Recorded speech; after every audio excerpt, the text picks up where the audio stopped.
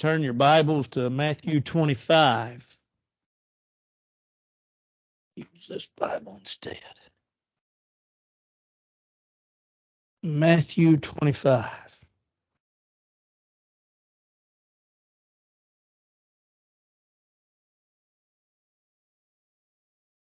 All right. Are there any other announcements we need to make other than what's on the announcement sheet? Excuse me. All right. Well, good. All right. Well, we're glad you're here. If we were to classify the parables as we've been studying them, we're going to study a couple of parables that are about, in some ways, about the end of time. Parable of the virgins is what we're covering today. You know, if you were to ask yourself, what's the end of time going to be like? When's it going to be? How's it going to be? What's going to happen? What's going to take place? Those are questions we all have when you talk about the end of time. How's it going to be? What's it going to look like? What's going to happen? And there seems to be an interest in those things because we haven't experienced them. We don't know about them from the standpoint of other than what the Bible tells us, and yet seemingly we're limited in that knowledge because God didn't give us everything. But it is to say that we have this parable that talks about preparation. Now we have to backtrack a little bit. Matthew chapter 24. If you look in Matthew 24, if you begin in verse 1, Jesus went out and departed from the temple. His disciples came up to show him the buildings of the temple. You have to understand the temple was massive. The temple's a massive building, and they wanted to show him the temple. And Jesus said, "Do you not see all these things? Assuredly I say to you, not one stone shall be left here upon another that shall not be thrown down."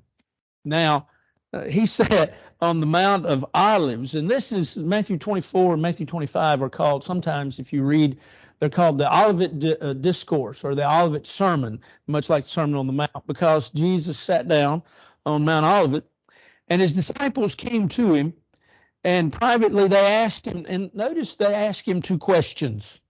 Tell us, when will these things be? Well, what's these things? Well, it has reference to what he's just said, talking about one stone here not be thrown down upon another. And then they said, and would imply something that's also or something else. And what will be the sign of your coming and of the end of the age? So there's really two questions that's asked in Matthew 24.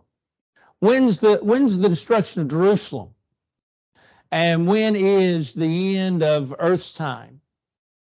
When are you coming back? And how do we know when you're coming back? Those are the two questions that Jesus sets out to answer. Now, there's a lot of folks then that have read Matthew 24 and have tried to say, especially in the first part, with regards to things that Jesus is talking about concerning really the destruction of Jerusalem, that here we have Jesus saying these things about these signs with regards to the coming of the destruction of Jerusalem. Folks have said that's the end of time.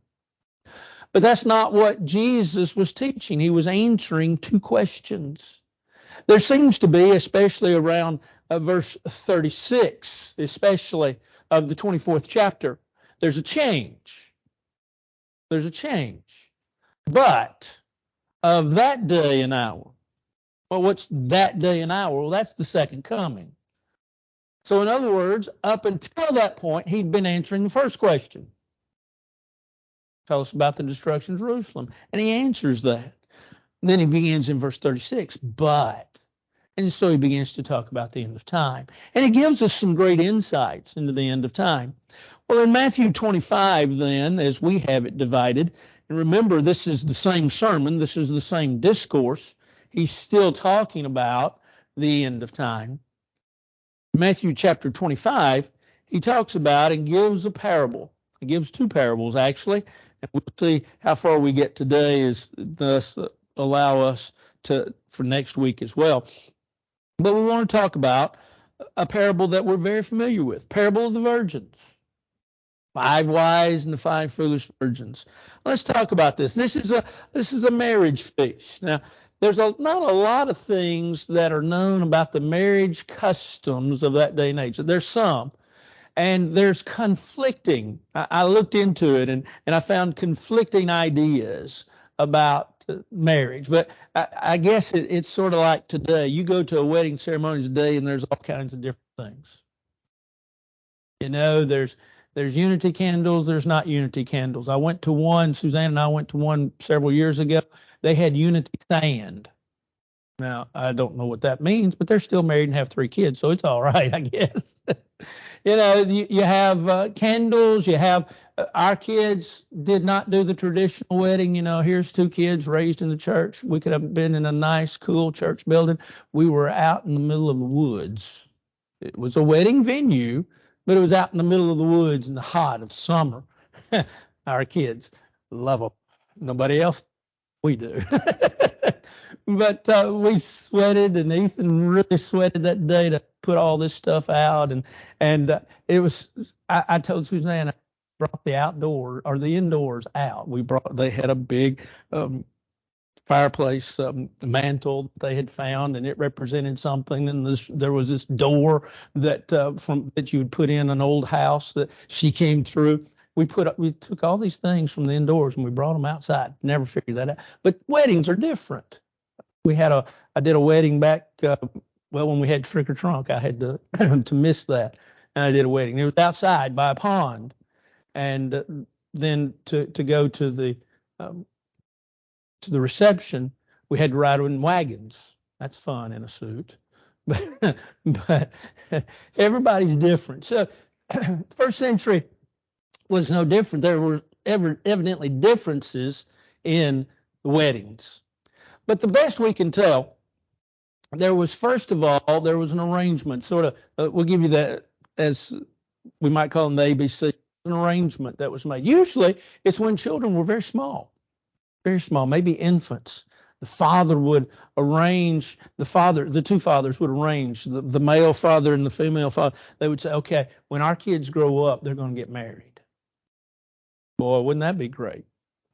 But then as they got older, and especially as they got closer and got to that point where it was about time, the son, the male, the bride, or excuse me, the groom's father would go to the bride and say, is this all right? Do you still want to get married to him?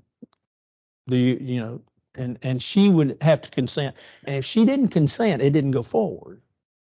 But if she consented, then they would go to what's called a betrothal. We call it an engagement. They called it a betrothal. And it lasted for a year. Now, I'd have to stop and think about how long mine and Suzanne's engagement lasted. It lasted for longer than a year. But some don't last that long. But in first century, they lasted for about a year. And at the end of the year, then you'd have the marriage ceremony. Now, during the betrothal period, they were considered married. Now, they didn't live together. They didn't have conjugal rights together, but they were considered married. And if he died within that year's period, then she, the bridegroom, or the bride, she would then receive the benefits of what he had. And so even though they weren't what we would consider married, they were considered married in first century. And then you had the C. The C could stand for a lot of different things. It could stand for canopy, was one author talked about. What happened was during the day of the wedding, it was a day-long celebration. It was a big party. It was a big feast. And a lot of times it would be held at the bride's home. And they'd have a big blowout. And somewhere during the day, the groom would go back to his home. And he would wait. And oftentimes they waited till way late in the darkness of night. Cooler. Things had calmed down. Still the party was going on. Everybody was having a big time. Everybody was enjoying themselves. And then he would be escorted with certain ones, sometimes that had swords, and they would put the swords over his head, and that's where the canopy comes in. They would have swords over his head as he would be marched then to to the bride's home.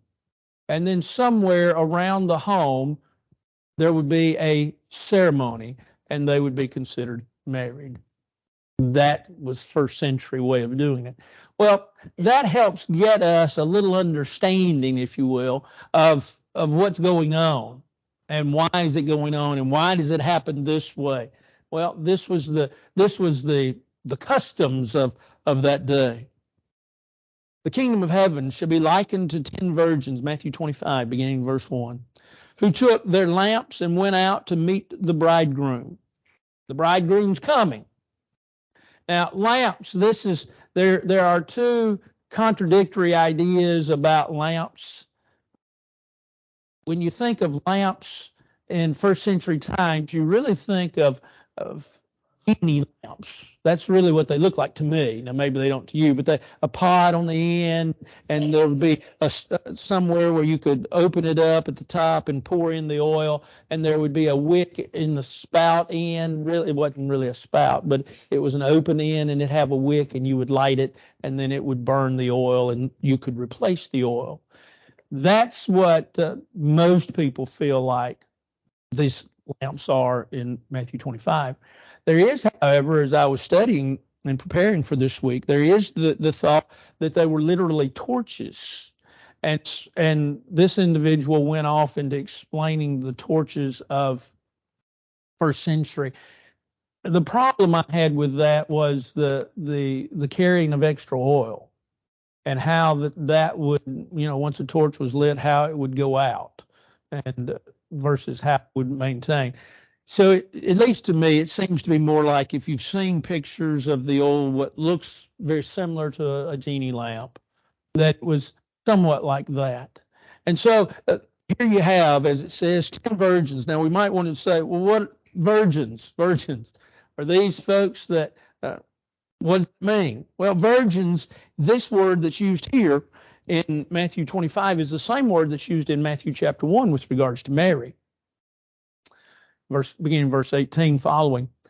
The word virgins here means young maid, and it could be a young lady that's of marrying age but is not married. And so these were folks that were at the wedding feast. 10 of them, it says. Why 10? Don't know. 10 was a special number in New Testament times, but Jesus is telling the story. And he doesn't tell us or give us really any significance to 10 other than he says there were 10. They took their lamps, they went out, but they went out to meet the bridegroom. He's finally come. And as he comes, 5 of them who were wise and 5 were foolish. Those who were foolish took their lamps and took no oil with them. They were considered foolish. No preparation. You didn't know, and that was part of it. You didn't get in the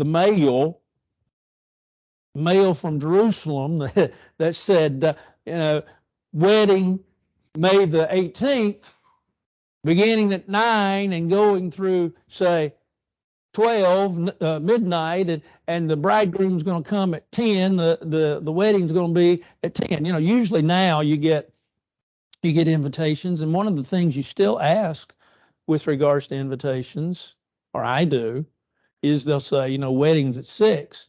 And you ask the question, is the wedding at 6 or does music begin at 6? Right? That's a lot of times in this day and age, that's what you do. Well, you didn't get any of that.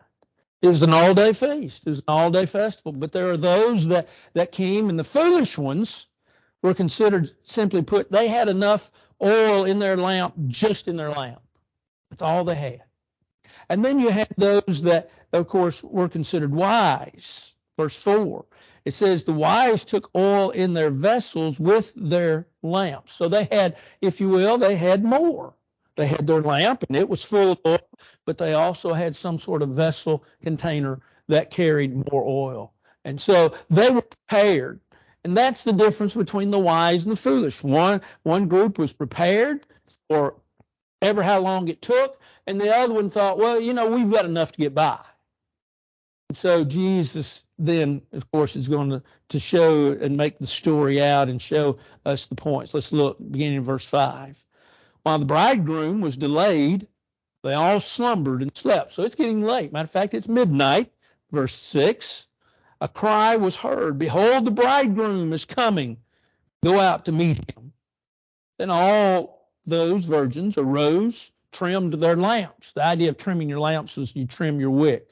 If you don't cut your wick, right? If you don't cut your wick every once in a while, what happens? You get a big flame. Yeah, you get a big flame. And so you trim your wick, you cut your wick in order to keep the flame little. And so here they are. They're preparing their lamps. They're trimming their wicks, if you will. And the foolish said to the wise, "Give us some of your oil, for our lamps are going out." Now, Jesus is telling a story. It's a story that Jesus is trying to illustrate a point. And from a standpoint of humanity and kindness and Christianity, we look at that and say, they're going to give them some. They've come, they came ready, they wanted to be here, they wanted to see this, they wanted to be a part of it. They just didn't have enough preparation. Kindness would say, well, let's give them a little bit more. But, we know the story. Look in verse 9. The wise answered, saying, "No, lest there should not be enough for us and you, but go rather to those who sell and buy for yourselves." Now, verse 9 is interesting. And it's interesting from the standpoint of how long is it going to take the groom to get there, right? I mean, they've been told he's coming. Here he is. But yet, they're concerned that if we give you some of ours, we won't have enough. Now, if you just look at the story from a standpoint of kindness and love and acceptance, you have a problem, right? That's not the point of this story, though, but that seems to be, for some, a sticking point. And the sticking point is, why didn't they help these folks out? Why didn't they give them some assistance? Well, like I say, that's not the point of the lesson. But notice that they said, rather go to those who sell and buy for yourselves. There's another sticking point. And the sticking point is, how are you going to go at night? They didn't have 24-hour service. They didn't have Walmart open all night. They didn't believe in being open all night. Well, there are two possibilities.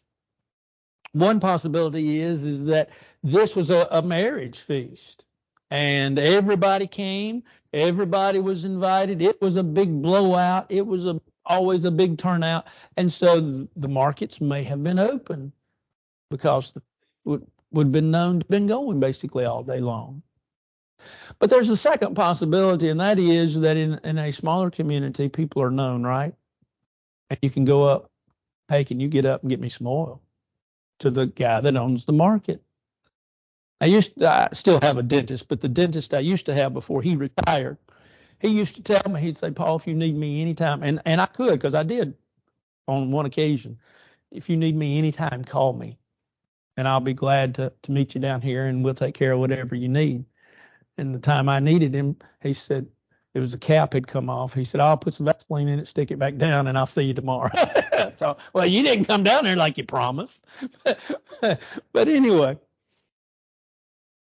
there was some way, evidently, that we probably don't know at all, but there was a possibility that this could have happened. And so they just said, "Go and buy for yourselves." And while they went to buy, the bridegroom came, and those who were ready went in with him to the wedding, and the door was shut. And when you shut the door, you shut the door. I think I've shared with you this story. I was probably 4, maybe 5 years of age. We went to a little church. We lived in southern Illinois. We lived in a little town called Mounds, Illinois. And we had to go to church in Cairo because there was not a church at that time. There is now, but there was not a church in Mounds. And so we went to Cairo, and it was a congregation of about 40 people, probably no more than 40 people. And at the beginning of Bible school, we would all come together in the auditorium. And usually a scripture was read and a prayer was said, and then everybody was dismissed to class. And my class was back over in that back corner in a room. And I went, little old Paul, shy. Yeah, I was shy then. Grew out of that. I was shy, and I went, and about the time I got to the door, the teacher closed the door. Shy kid, what does he do? Stands there and cries his eyes out because he can't get to Bible school. My dad comes running, and my dad, as he told this story many times before he passed away, he said, I always thought that you got your fingers caught in the door when she closed the door. And when he realized that it was just the fact that I couldn't get in, I couldn't go to Bible class, where I thought I was locked out, he just opened the door, and the teacher met me there because she heard me bawling as well. And I got to get into class. And I remember this. They don't remember who she was, don't remember her name, but I do remember her at the end of class telling me she was sorry. So it all worked out. I got to go to Bible class. But that feeling of being locked out is a terrible feeling. Here there are those folks that hadn't prepared. And Jesus is telling the story to make this point. They hadn't prepared, and they're locked out.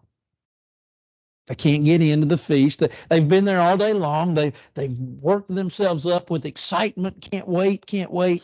And now all of a sudden, they can't get in. So verse 11, afterward, the other virgins came also, saying, Lord, Lord, open to us. But he answered and said, surely I say to you, I do not know you. Now, in keeping with the marriage feast, there was someone, we have a director of weddings usually. As a matter of fact, the couples that I perform wedding ceremonies for, I always ask, do you have someone that's going to direct your wedding? And if they say no, I say, get one. And the reason being because rehearsal, I don't like to show up and them say, okay, Brother Paul, what do we do next? I can't remember all the traditions of a wedding. I've tried, but there's way too many. And then the little girl has these little things, and so it gets swapped up, and now all of a sudden we're 2 hours into rehearsal. And you know what they do now? You rehearse before you eat. We want to get rehearsal done quick because we want to eat. And so I always say, well, get a director, and they usually do. And so this probably could have been, when it talks about Lord, Lord, open to us, the director of the wedding, if you will, somebody that was there that had closed the doors. And he answered and said, surely I say to you, I do not know you. Watch therefore, for you know neither the day nor the hour in which the Son of Man is coming. You don't know. You don't know. The story is a great story. It's one that we have all heard so many times, and preachers have used, and we have preached on it and preached about it and talked about it. And it's such a great topic, a great subject, a great lesson. And when you look at it, you think, well, okay, what is Jesus trying to teach? Well, he's trying to teach a couple of things, in my opinion. And they're all centered around the idea of his second coming. The first thing that he's trying to teach is be prepared. Notice what he says. He says in verse 13, for you know neither the day nor the hour in which the Son of Man is coming. You don't know when it's going to happen. And yet go back. I want you to go back to in chapter 24. What are they asking for? Signs for the coming and of the end of the age. In other words, we want to know what it's going to be like, what's going to happen. We even want to know when it's going to happen. Now, wouldn't that be nice to know when it's going to happen? I mean, really, if you knew on March the 22nd, March has 22 days, March 22nd, 2035, that the Lord's going to come again. Or if you knew all of these signs lead to a particular time, and you could say, that's when it's going to be. I mean, that'd be nice. So to speak, you could let your hair down until that happens, right? It's sort of like being a student in college. You didn't, sometimes in some classes, you didn't have to study a lot in the classes until it came test time. Then you had to study. Now, I never had those classes. I had a lot of reading to do in Bible classes, but needless to say, you had those times in which you say, well, okay, Jesus is saying you don't know when. In the book of 2 Peter, Peter says that there are those that are saying, when shall the Lord's coming be? For all things continue even as from the beginning.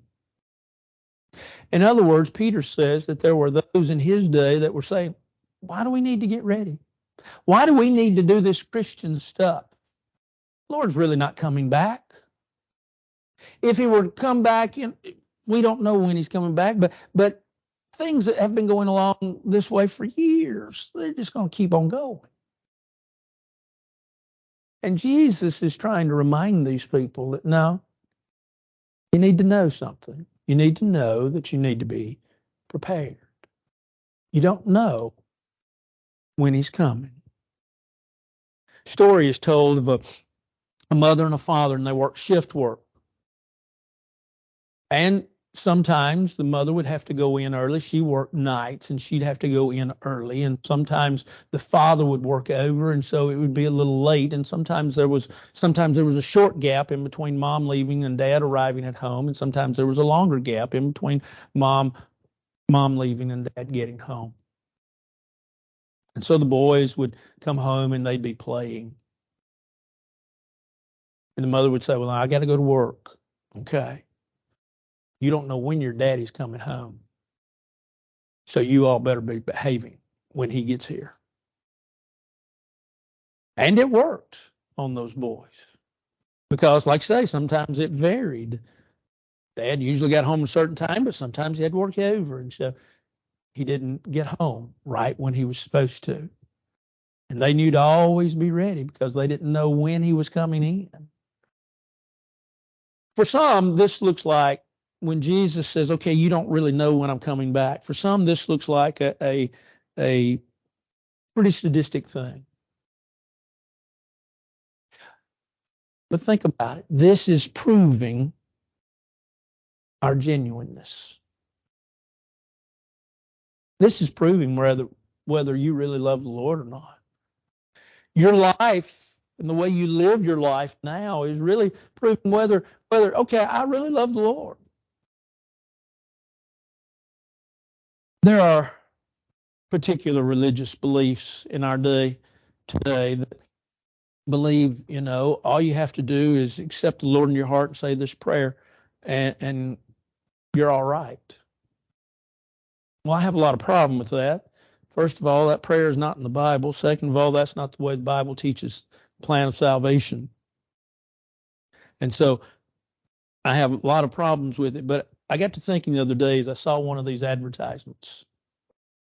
And I'm thankful for the fact that people are trying to, there's some people trying to get back to the Lord. The Asbury Theological School that's has had this revival, and it's supposedly spread out. Now, there's a lot of questions about that, and I could talk for a while about some of the questions I have about it. But nevertheless, when you say, well, people will see the advertisement and at least they'll be better. Yes, but will they really? Because you see, they really don't have to make a commitment to the Lord. They can go and live like they want to, and people will tell them, you're saved. When you said that prayer before you call, because the advertisement is, say this prayer, call this number. Now, when you call the number, they're going to tell you you're all right. You're saved. And like I said, I don't think that's the way the Bible teaches the plan of salvation. But then, having believed that, there are many people then that will go their way and live the way they want to live. And you might say, well, they gave their life to the Lord. Yeah, but they didn't live it for the Lord. And so in our preparation, what we're showing is, yeah, I really am committed to the Lord. I really am committed. What else? What are some other things? I've yapped the whole time. What are some other things? I've got a couple more, but I'd rather you talk. What are some other things that you see in this story?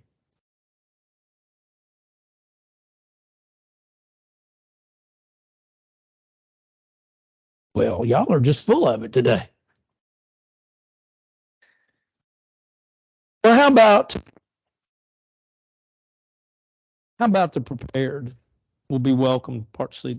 The prepared will be welcomed, and a part of those who enter into heaven. You got to be prepared. You got to get ready. I mean, you might say, well, why don't we go to church? I often think of that. I've shared with you the story back some time ago. Ethan was a little fella, and that was the question they asked one Sunday: why do we go to church? And I have often thought about that since that little fella asked me that question. Why do we go?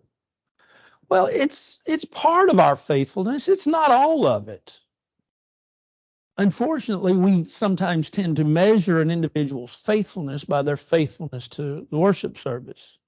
Now, I think it's part of it, but I don't think it's all of it.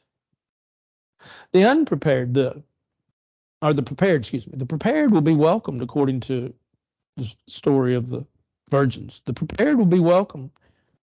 Come on in. You've made the preparations. You've done the things that need to be done.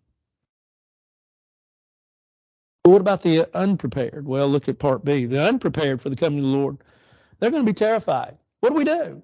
We didn't make the preparations we needed to make.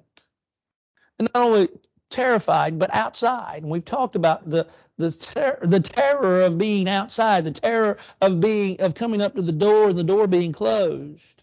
You know, we do it now. We lock our door here at the church building a few minutes after we start. George usually handles that for us, or Ken if George can't. And we appreciate those fellows for doing it. And it's really not to keep anybody out other than the people that we don't want in. Well, you say, well, we want everybody in. I don't want the folks that's going to harm me in.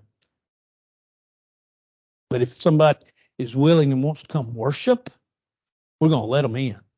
We're going to let them in. And so imagine, though, you're wanting to be inside,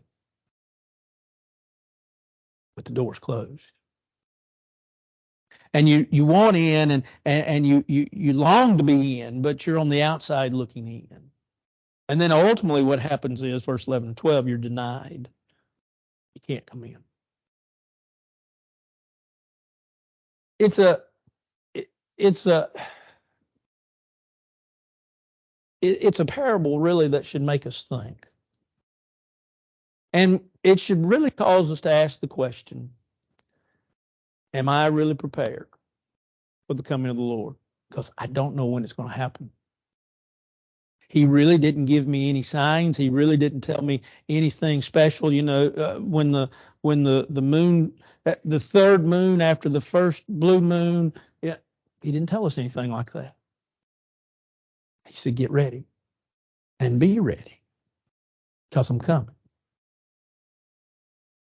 And so it reminds us to always be on guard, always be ready, and basically be doing what you're supposed to be doing. Be doing what you're supposed to be doing. That's the important aspect. God's called us to Him, to live with Him, to live for Him. And so we're to do that. We're to live with Him, we're to live for Him. And as we live with Him and as we live for Him, we're making those preparations. And so we do the very best we can in making preparations for His coming. Anything else?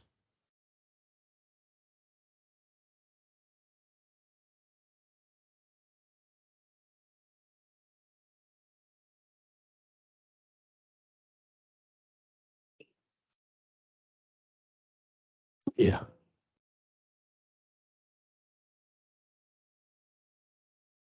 Yeah.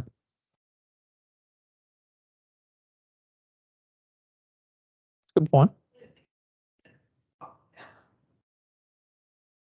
Yeah, it's a good point. Good point. Yeah. Yeah. Yeah. Yeah. Yeah. And in this day and age, it is expensive. What?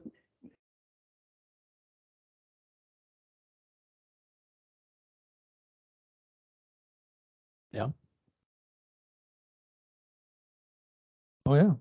Oh, yeah. Yeah.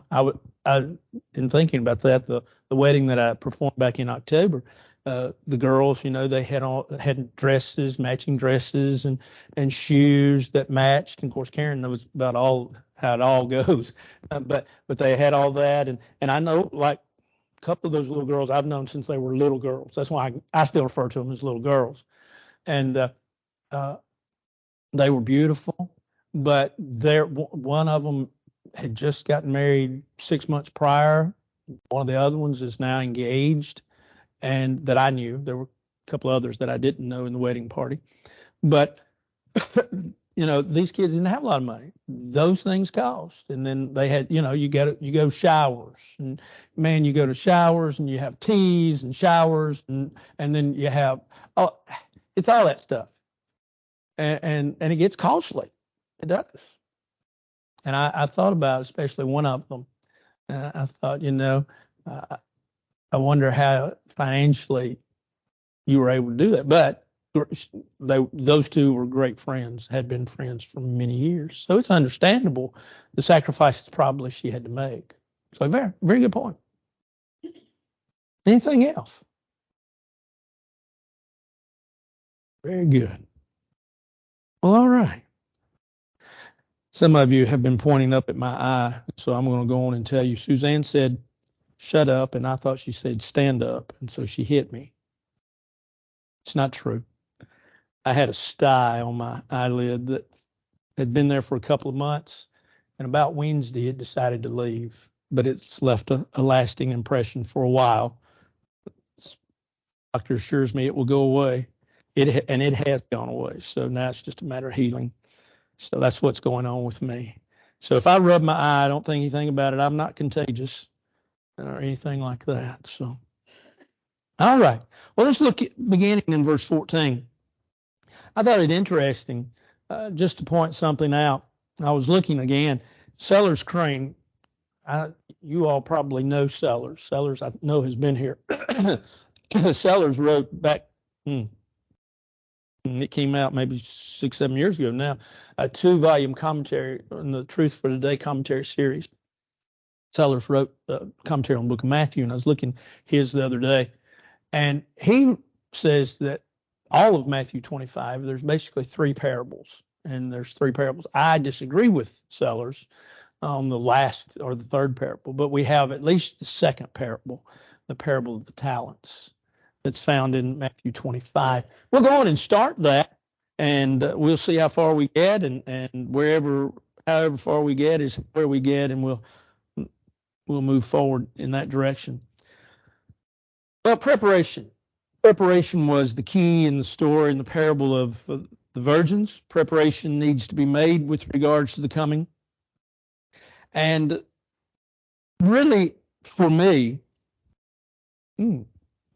excuse me, I think the parable of the talents teaches the lesson that there's a reckoning coming or a judgment coming. And the reckoning is, of course, when the owner, if you will, comes back. How long do we continue to live the Christian life? Well, from the time we become a Christian to the time it ends. And whether it's our end or Earth's end, whichever comes first, that's how long we live the life. That's how long we do the things that we do. Well, the parable of the talents, once again, is another parable that's often used and often been talked about and discussed. It has this idea of preparation for a day of reckoning. Context is the same. Jesus is still answering that second question about the end of time. And so he begins in verse 14. He says, "For the kingdom of heaven is like a man traveling in a far country who has called his own servants and delivered his goods to them." So here's a man who owns a lot, And as he owns a lot, he calls his servants together. Maybe it's for instruction, but it seems as if he's going to give them something. He gives to one of his servants, he gives 5 talents. Verse 15, to another 2, and to another 1. Now let's just stop right there. What's a talent? Well, a talent was a weight. It's also a measure of money. A talent was equal to 6,000 denarii. Now, let's think about this. You worked for a day, you got 1 denarii. You got 1. 6,000 days of work, if you will, without spending anything, you would have a talent. Major amount of money. One was given 5. One was given 2. And one was given 1. And notice how they were delved out. It was not based upon, well, I like you more than I like you, and you're my favorite. Here's 5 for you. Here's 2 for you. Here's 1 for you. It wasn't really a matter of, well, you've worked the longest. Here's 5 for you. You've worked in between. Here's 2 for you. And you haven't worked very long. Here's 1 for you. No, really, it was this, according to his own ability.